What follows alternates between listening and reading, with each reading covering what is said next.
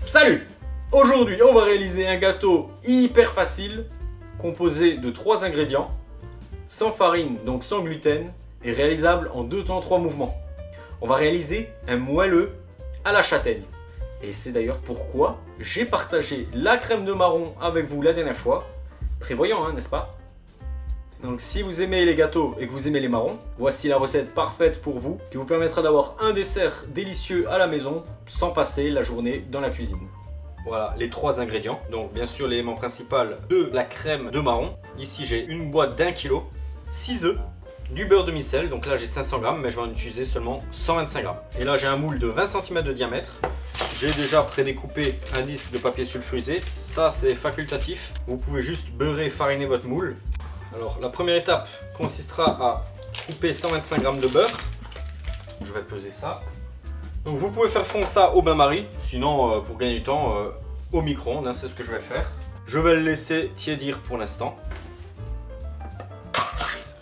Donc qu'est-ce que c'est la crème de marron? Eh bien c'est tout simplement de la purée de marron à laquelle on a ajouté un sirop. Alors c'est assez sucré, ce qui fait que les desserts à base de pâte de marron, en général il n'y a pas besoin d'ajouter de sucre. Donc là en effet on ne va pas y ajouter de sucre. Donc là je vais mettre toute la boîte, donc soit 1 kg. C'est assez... je ne vous cache pas que c'est assez dense.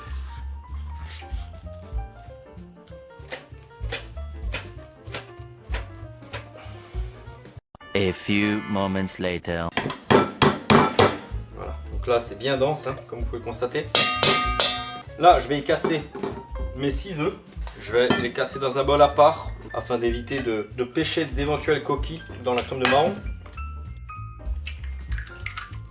Voilà. Je vais déjà un peu défaire la pâte de marron. Ça va être dur d'incorporer quoi que ce soit. J'ajoute les œufs. Je vais commencer à les mélanger, à les incorporer. Et là, je vais également y ajouter le beurre fondu tiédi. Donc, vu que la recette va être très courte, très rapide, première étape, avant toute chose, préchauffez votre four à 160 degrés. Voilà. Et là, il n'y a plus qu'à mélanger le tout jusqu'à obtenir une consistance onctueuse, homogène.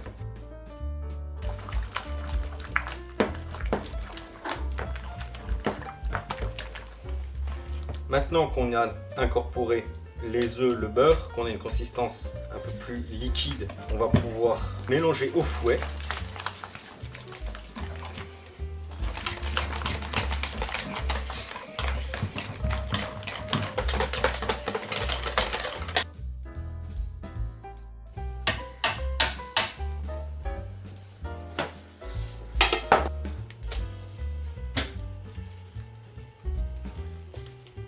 Donc là, vous pouvez faire la même recette, les mêmes proportions avec un moule entre 20 et 24 cm. Je veux pas qu'il y ait une croûte qui se forme, donc je vais le cuire 30 minutes, 160 degrés, dans le bas du four. Donc là, je plante la lame du couteau. La lame ressort propre, il est cuit. Donc là, par contre, on va le laisser refroidir avant de le démouler. Voilà. Le gâteau, il est tiède. Je vais alors le démouler. Hein. Hop. Hop. Vous pouvez le déguster tiède ou froid. Ce gâteau étant composé principalement de crème de marron, assez sucré, il est plus intéressant de le servir avec une crème chantilly neutre, donc non sucrée, ou du yaourt nature, du fromage blanc. Et ça sera actuellement la meilleure combinaison possible. Verdict, à quoi ça ressemble à l'intérieur? Ça ressemble à une beauté, hein, tout simplement. Hein. Ça ressemble à une beauté, hein, fondant.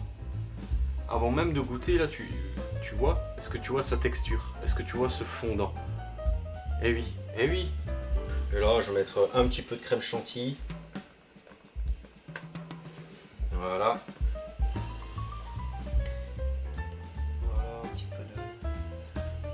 De noisettes torréfiées. C'est vraiment le dressage épuré quoi, hein. Au plus simple, juste un petit peu de chantilly, une part de gâteau